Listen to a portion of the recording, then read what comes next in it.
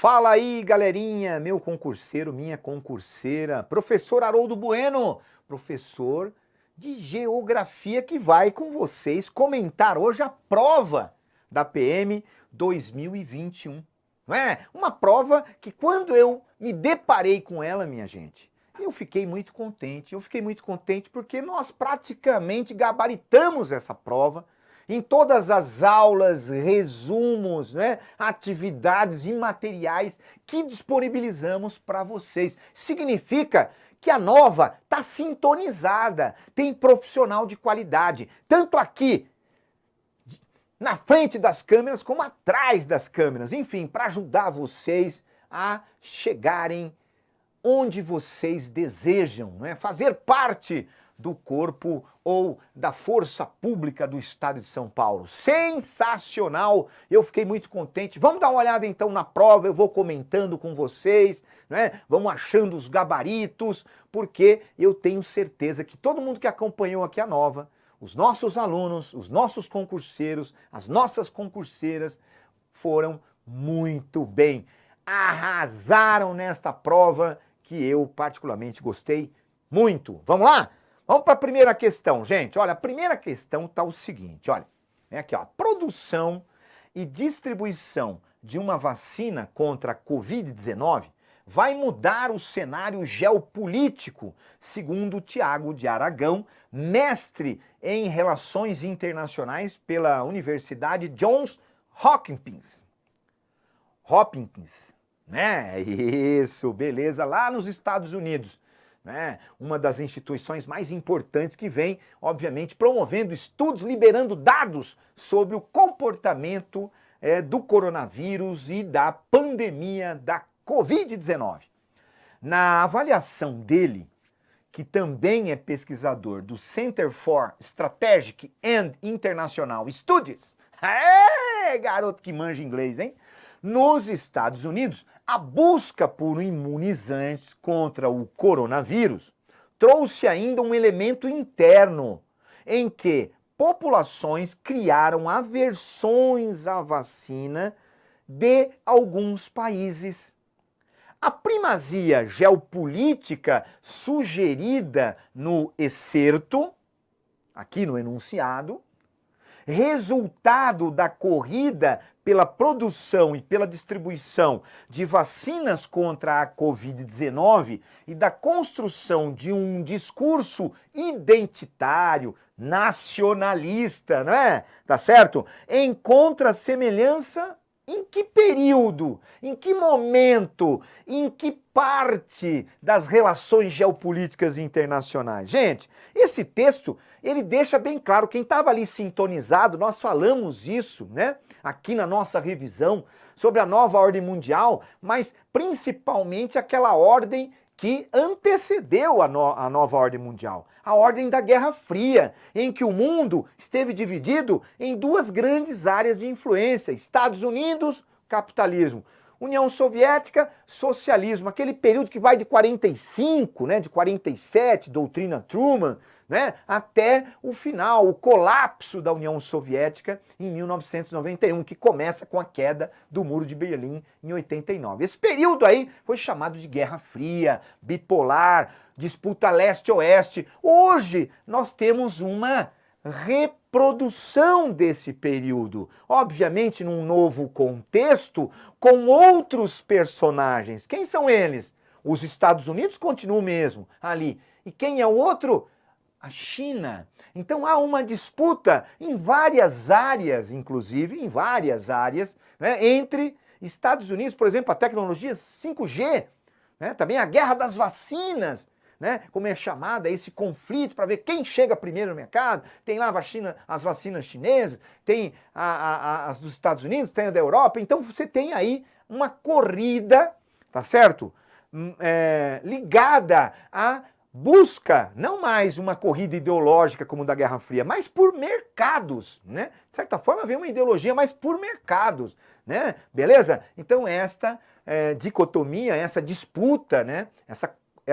Essa ruptura, ela se dá entre, de um lado, Estados Unidos e a China. E que reproduz o quê? Que período? O período da disputa ideológica entre Estados Unidos e União Soviética durante a Guerra Fria, pessoal. Então estamos revivendo a Guerra Fria? Me parece que sim, né? Só que os personagens mudaram.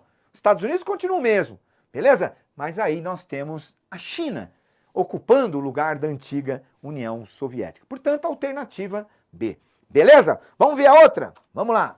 Outra questão aí, também trabalhado aqui nas revisões, a gente vive falando do que, gente? Dos problemas ambientais. Ó, a primeira questão foi uma questão de geografia geral, sempre tem, né? De geopolítica, de relações internacionais, tem que ficar esperto. E depois, em geral, também tem, geografia geral, também tem uma questão de meio ambiente. Qual é a questão? É a clássica questão de meio ambiente, que fala sobre aquecimento global, mudanças climáticas. Mudanças climáticas. Vamos dar uma olhada aqui, ó. Analise a charge. Olha aqui, ó. Estudo mostra, lá na charge, que concentração de gases do efeito estufa bate recorde. Aí o pinguim pai, ó, eu não sei aí ou se é o marido com a mulher ou se é o pai e o filho, fala aqui, ó. Acho que o protetor fator 100 tá ficando muito fraco. Essa charge faz alusão a quê, gente? Faz alusão ao aquecimento global, faz alusão às mudanças climáticas resultantes do agravamento do efeito estufa. Lembra lá na revisão eu falei para vocês, ó, efeito estufa é o quê? É um fator natural, é um elemento, né, um fenômeno natural formado pela atmosfera. Então a atmosfera, ela tem a propriedade de reter parte do calor aqui dentro, o que vai criar as condições aqui no planeta de vida. Se não tivesse atmosfera, não teria condições nenhuma de se desenvolver a vida. Então a atmosfera cria o chamado efeito estufa. O problema qual é? É a intensificação da emissão de gases estufa pela ação humana, né? Gases da queima do petróleo, do carvão, do gás natural, da derrubada de florestas, da queimada de florestas, não é isso? Nós vamos ter o quê? Uma quantidade cada vez maior de CO2 na atmosfera, intensificando o efeito estufa, que nós chamamos do quê? De aquecimento global, que é um termo que a gente tem que começar a abandonar, né? Mudanças climáticas provocadas pelo agravamento do efeito estufa, ou seja, o efeito estufa antrópico, aquele provocado pelas ações humanas. Vamos ver? Qual a alternativa? Ironizado na charge, o efeito estufa é o quê? É um aquecimento anormal das águas do oceano? Claro que não, esse daqui é o El Niño! El Niño! Né? Não, então não é alternativa. É um fenômeno natural intensificado por atividades humanas? Claro, é um fenômeno natural, mas que por conta da ação humana, das emissões de gases estufa, né, por conta da queima de combustíveis fósseis, de floresta, de desmatamento, etc, etc, tem se intensificado. Portanto, a alternativa correta, minha gente, é a alternativa B. Beleza? Foi bem? Claro que acertou, sensacional. Vamos ver a outra? Olha aqui. Gente, eu tenho aqui um mapa do Brasil que mostra fluxo migratório. Fluxo migratório. Né? Então, a migração, vocês sabem, é aquele fator, né, que leva o indivíduo, é o deslocamento de um indivíduo de um lugar para outro.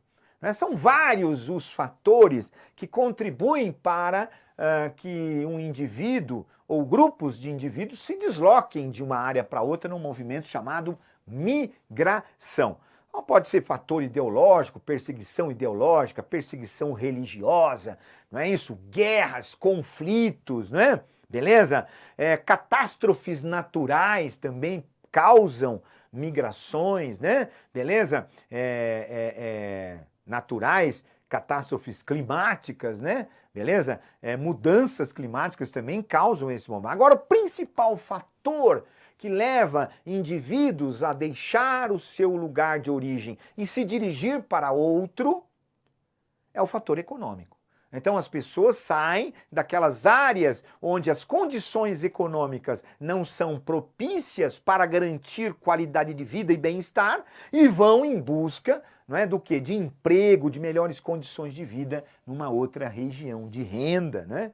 Beleza? Então esse movimento, ele é muito importante. No Brasil, esse movimento, ele é significativo. Ao longo da história, o Brasil sempre teve, né, grande fluxo de migração interna, o que nós chamamos de migração interna, né? Existem dois tipos de migração. A migração internacional, o Brasil já teve também, e a migração interna. Aqui nós temos uma questão de migração interna. Então nós tivemos lá a migração na época do ouro, lá no século XVIII, migração para Minas Gerais, né, o ciclo do ouro. Depois nós tivemos o ciclo da borracha, migração lá para a Amazônia. Nós tivemos também o ciclo do café, migração interna e também internacional, vinda de italianos, espanhóis, né, alemães, no começo do século XX, japoneses, né? Vieram aqui, portugueses, vieram aqui para o estado de São Paulo, atraídos, né, pela produção do café, não é isso? E depois que o Brasil se industrializou, esse processo se intensificou, né? O movimento interno migratório mais importante é aquele movimento Nordeste-Sudeste, principalmente entre os anos 50 e 70. Esse movimento aqui, o que mostra a primeira setinha, a setinha menor, aquele movimento tradicional, né, do Nordeste para o Sudeste. Então os nordestinos em busca de melhores condições de vida no Sudeste, beleza? Joia, até aí tudo bem. Só que acontece o seguinte, a partir da década de 90, né, os demógrafos começaram a perceber um movimento diferente daquele tradicional Nordeste e Sudeste. Começou-se a observar um movimento de retorno de nordestinos para os estados daquela região brasileira. Então, este fenômeno passou a ser chamado de migração de retorno. Beleza? Então é importante que vocês saibam, foi uma questão que eu considero uma questão difícil, pouco trabalhada, né? Mas uma questão que tem uma importância aí na geografia. Beleza? Então a alternativa, gente, ele está falando do quê? Ele está falando de economia informal? Não, economia informal é aquela economia que se desenvolve nos grandes centros urbanos por conta da hipertrofia do setor terciário, do inchaço do setor terciário, que não consegue absorver toda a mão de obra que se encontra nas cidades, e aí a população sem, né, escolaridade, a população sem condições de competir no mercado, acaba indo para onde? Para a economia informal. Hoje, a uberização da mão de obra, né, está acontecendo, a precariedade das relações de trabalho e das condições de trabalho. Então não é. Imigração sazonal? Sazonal não é, ela é definitiva. Sazonal é aquela, ó, temporária, o cara vai e volta, vai e volta. Macrocefalia urbana está relacionada ao inchaço da cidade, não é migração. Né? Migração de retorno é essa alternativa correta que eu acabei de explicar para vocês, tá? Do Sudeste para o Nordeste, beleza? Grande abraço, galerinha. Vamos ver a próxima. Olha aqui. A próxima. Olha aqui. Vamos dar uma olhada com cuidado nesta questão. É uma questão que fala sobre o processo de urbanização e um fenômeno que ocorre com o processo, né, de urbanização dos países. Aconteceu em praticamente todos os países, em todas as cidades. Vamos lá? De uns tempos para cá, o termo gentrificação passou a povoar discussões sobre a ocupação humana nos bairros das cidades. Virou praxe encarar a mudança de perfil em determinadas regiões como ocupação hipster. O termo pode parecer novo, mas seus efeitos são velhos conhecidos, muito antes da banquinha de fanzines.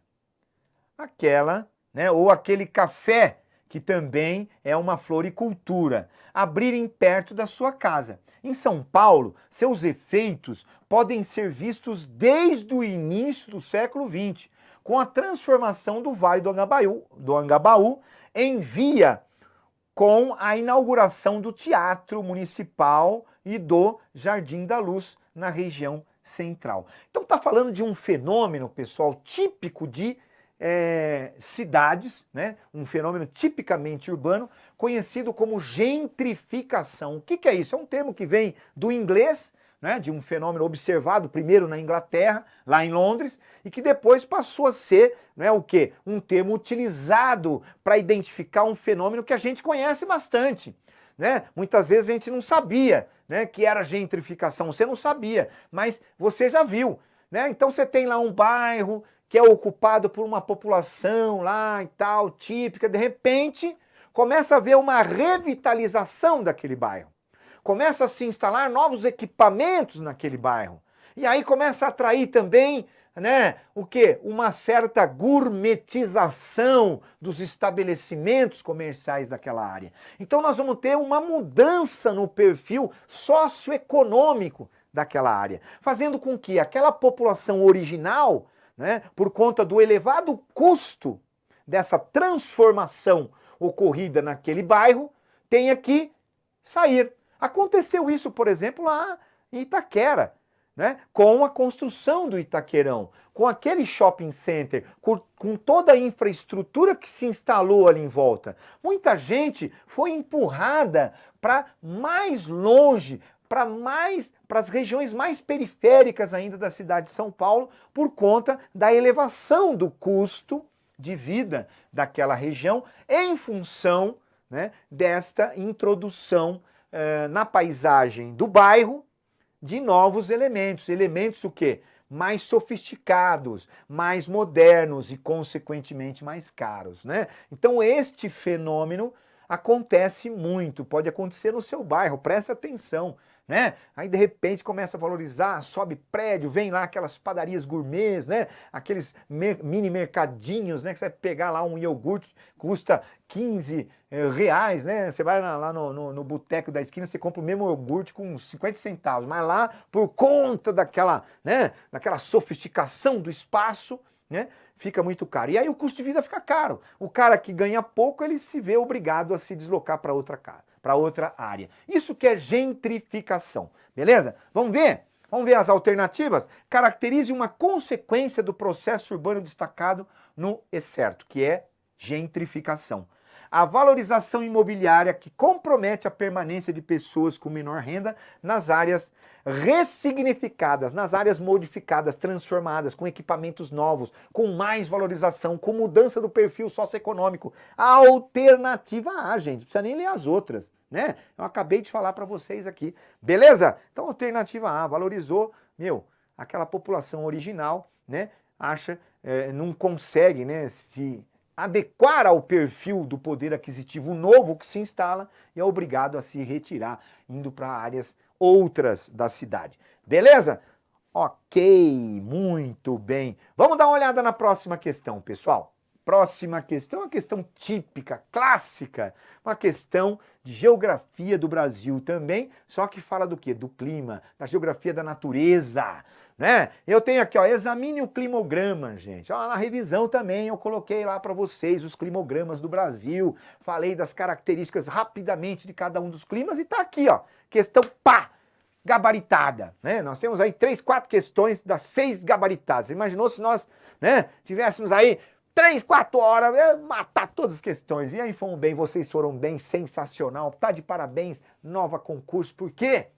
Porque é uma máquina de produzir aprovados. Isso que é a nova concurso. Uma máquina de produzir aprovados em concursos públicos. Sensacional. Olha aqui, examine o climograma. Gente, o climograma é aquele gráfico que eu já falei para vocês, que mostra o quê? As condições de temperatura representado, olha aqui, ó, representado pela linha, tá vendo? Aqui a linha em vermelho, e que eu coloquei, né, em vermelho, mas tá em preto e branco, mas é a linha, tá? Então mostra o comportamento da temperatura. Você vai olhar onde essa linha? Você vai olhar desse lado aqui, ó, porque aqui estão as temperaturas, certo? Então você vai ver, ó, que se você observar, você vai ver que as temperaturas elas são altas o ano todo, ó, sempre acima de 25 graus. Então é um clima quente. Você já começa por aí, professor, é um clima quente, claro. Né? É um clima quente, mais de 25 em média por mês, é quente. Clima quente, boa. Aí o que mais? Aí você pega, gente, dá uma olhada nas barras, né? Nas colunas, né?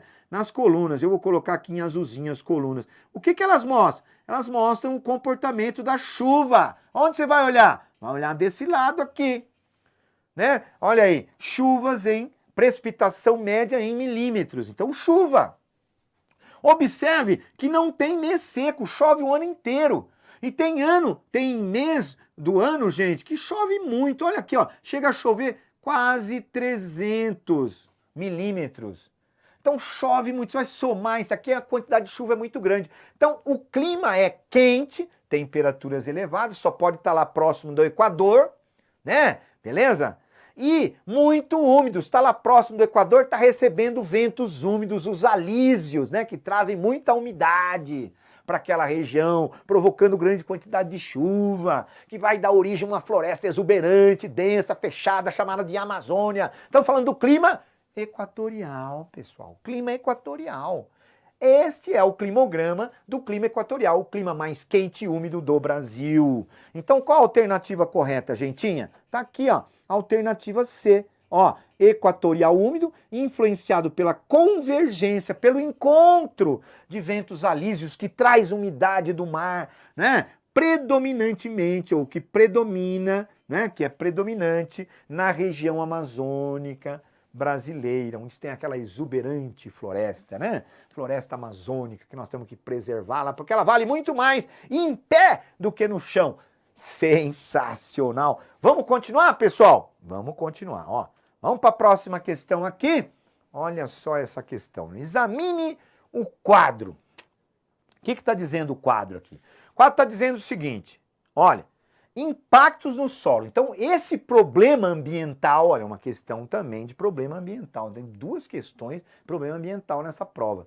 Outra questão de problema ambiental que está relacionado, né, de alguma maneira à vegetação, né? Mas está ali. Vamos lá. Impactos aos solos.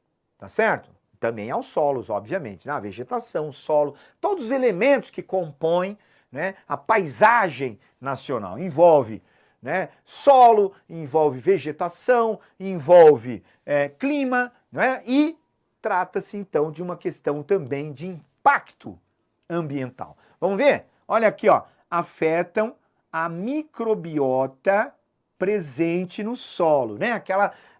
Aqueles micro-organismos que estão presentes no solo, né? Essa prática, né? Esse impacto acaba afetando, né? Reduzindo, né? A quantidade de micro-organismos no solo.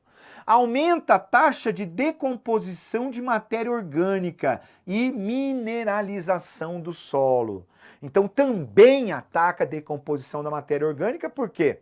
Aumenta a taxa de decomposição da matéria orgânica, por quê? Porque de certa forma nós vamos ter aí a retirada daquela cobertura vegetal original e aí nós vamos ter o aumento da decomposição, né? Vai haver um desequilíbrio, um aumento da decomposição e da mineralização do solo. Altera a capacidade de infiltração do solo, gente. Então essa prática, esse impacto dificulta a infiltração do solo. Grande parte da água pode estar escoando superficialmente, gerando erosão, destruição, né, daquele solo, né? Porque se a água não está se infiltrando, ela está escoando superficialmente. Escoando superficialmente, ela vai gerar, né, mais erosão, vai destruir aquela camada superficial do solo.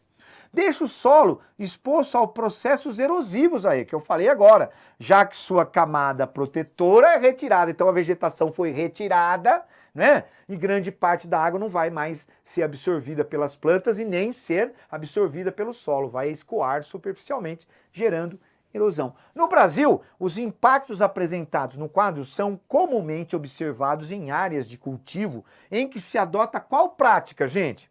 Lixiviação? Lixiviação é uma consequência dessa prática, não é essa prática, é uma consequência. O que é a lixiviação? Né? O solo, né, ele perde todos os seus minerais por conta do fato de que a água leva embora. Então o solo ficou exposto à água da chuva, então toda aquela carga orgânica, mineral, né, que fertiliza o solo vai ser carregada embora pela enxurrada, não é? Beleza? Assoreamento é outra consequência desse problema, do desmatamento e desse problema aí, que aí vai levar para dentro do leito do rio o quê? Né, os sedimentos da margem dele. Então, se eu fazer essa prática e adotar o desmatamento, vai haver assoreamento do rio, que é a redução da lâmina de água do rio por conta do preenchimento do seu leito por sedimentos, né? Paliçadas, das paliçadas, não, também não tem nada a ver. Do terraceamento, que é aquele corte horizontal e vertical no solo, também não, esse protege o solo. Então sobrou o que, gente?